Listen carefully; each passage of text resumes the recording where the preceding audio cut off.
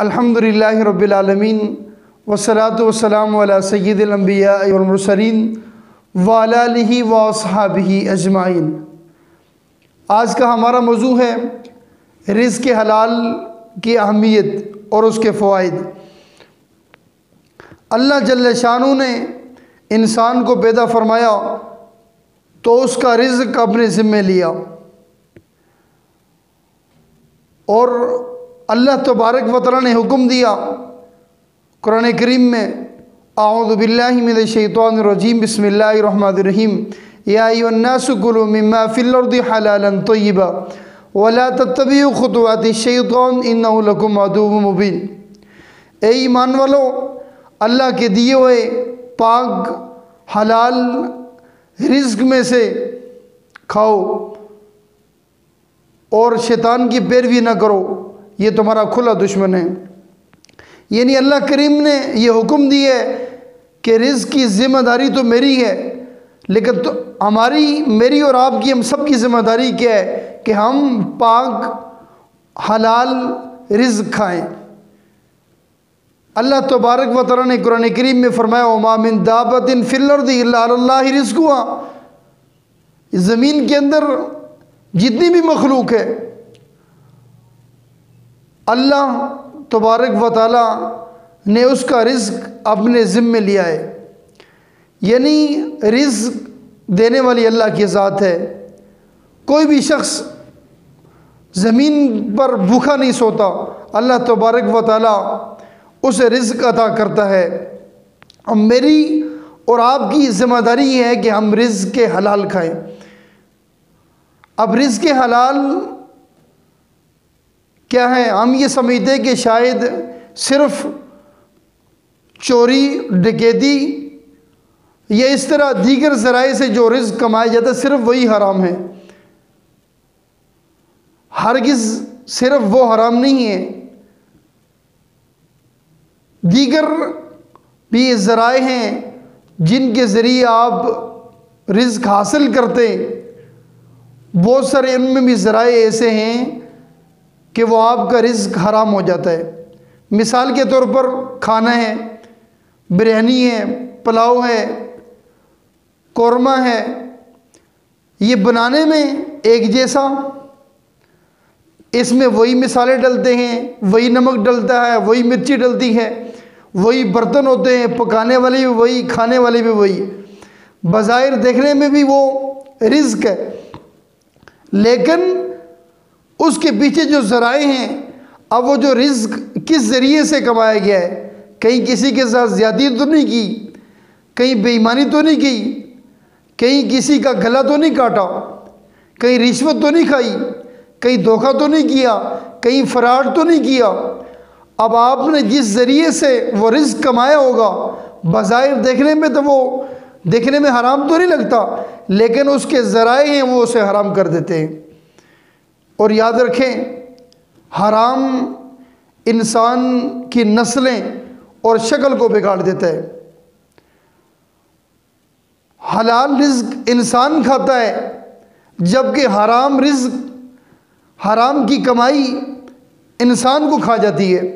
حرام انسان کی نسلیں بگاڑ دیتا ہے، اور حرام کی کمائی انسان کی نسلوں تک اس کے اثرات رہتے ہیں، یعنی نسلیں اس کی برباد ہو جاتی ہیں، جبکہ رزق حلال سے اس کی نسلوں کو سکون ملتا ہے، اس کی نسلوں کو اس سے نفع ملتا ہے، اور انسان کو ذہنی سکون ملتا ہے۔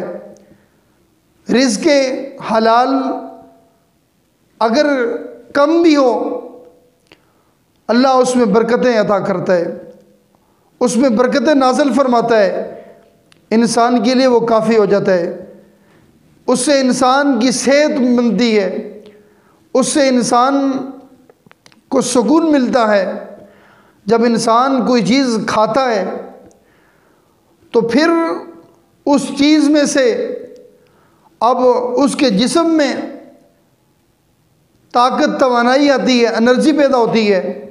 اب اگر آپ نے حلال رزق کھایا ہوگا تو آپ کی جو انرجی ہوگی، جو طاقت ہوگی، وہ آپ کے جسم کے لیے نفع بخش ہوگی، اگر آپ نے حرام ذرائع سے وہ رزق کھایا ہوگا تو آپ کے لیے وہ نفع مند نہیں ہوگی، آپ کے لیے وہ نقصان دہ ہوگی۔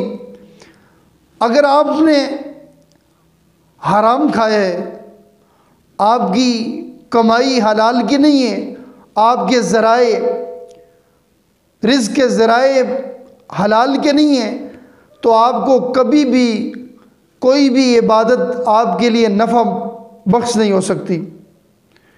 عبادت کی قبولیت کے لیے، تمام عبادات کے لیے شرط یہ ہے کہ آپ کے لیے رزق حلال آپ کے لیے ضروری ہے، یعنی آپ نے رزق حلال کھایا ہوگا تو آپ کی جملہ عبادات قبول ہوں گی۔ اگر آپ نے حرام کھایا ہے تو غوث اعظم رضی اللہ عنہ کی چوکھٹ سے بھی آپ کو نفع نہیں مل سکتا، کیونکہ آپ نے حرام کھایا ہے۔ غوث اعظم رضی اللہ تعالیٰ عنہ کی بات تو دور کی ہے، نبی علیہ الصلوۃ والسلام نے ارشاد فرمایا کہ ایک شخص اتنا دور سے سفر کر کے آتا ہے، کتنے تکلیف دہ راستے ہوتے ہیں، اب وہ کئی لمبا سفر کر کے حرم شریف میں داخل ہوتا ہے، اس کے بال بکھرے ہوتے ہیں، اس کے کپڑے پھٹے ہوئے ہوتے ہیں، اور اس کی حالت تبدیل ہوتی ہے، اور پھر وہ رو رو کر اللہ سے دعا کرتا ہے، اللہ سے معافی مانگتا ہے۔ نبی علیہ الصلوۃ والسلام نے ارشاد فرمایا وہ روتا ہے لیکن اس کی دعا قبول نہیں ہوتی، وہ ہاتھ اٹھا کر اللہ اللہ کہتا ہے، اللہ سے عافیت مانگتا ہے۔ حضور علیہ الصلوۃ والسلام نے ارشاد فرمایا کہ اس کی دعا کیسے قبول ہو؟ اس کا کھانا حلال نہیں ہے، اس کا لباس حلال نہیں ہے، تو پھر اس کی دعا کیسے قبول ہوگی؟ پتہ یہ چلا اگر آپ حرام کما کر، حرام کی کمائی سے حرم میں بھی اللہ تبارک و تعالیٰ کے حضور دعا کریں گے تو وہ آپ کی دعا قبول نہیں ہوگی۔ ایک شخص حرم میں جا کر بھی سود کھاتا ہے، سود کا کاروبار کرتا ہے، وہاں اور دیگر برائیاں کرتا ہے، اس کی نسبت وہ شخص جو امریکہ میں بیٹھ کر عام کاروبار کرتا ہے وہ زیادہ بہتر ہے، اللہ کے ہاں وہ زیادہ پسندیدہ ہے جو امریکہ میں بیٹھ کر رزق حلال کھاتا ہے اس کی نسبت جو حرم میں جا کر بھی حرام کھاتا ہے۔ تو پتہ یہ چلا کہ اگر آپ 100 حج بھی کریں گے اور آپ 1000 بار مدینے جائیں گے، مکے جائیں گے، اگر آپ کے کھانا حلال نہیں ہے تو آپ کی عبادت قبول نہیں ہے۔ رزق حلال انسان کے جسم میں روشنی داخل کرتا ہے۔ اگر آپ کا کھانا حلال نہیں ہے تو پھر آپ کے جسم میں روشنی داخل نہیں ہو سکتی، آپ کو اچھی بات کبھی بھی اثر نہیں کر سکتی۔ اس کے لیے آپ کے لیے ضروری ہے کہ آپ رزق حلال کھائیں۔ حلال جب کھائیں گے تو آپ کو دین کی سمجھ آئے گی، آپ کو سکون میسر ہوگا، آپ کو برکت ملے گی۔ مثال کے طور پر ایک بکری ہے، اللہ نے اس کو حلال بنایا ہے، یہ حلال جانور ہے، اس کا گوشت ذائقے دار ہے، آپ اس کو جب گردن سے ذبح کریں گے تو آپ کے لیے یہ حلال ہے، اگر آپ اس کو پچھلی والی سائڈ سے ذبح کریں گے تو آپ کے لیے حرام ہے۔ اب آپ کے اوپر ہے کہ آپ نے حلال رزق کو کیسے اپنے لیے نفع بخش بنانا ہے۔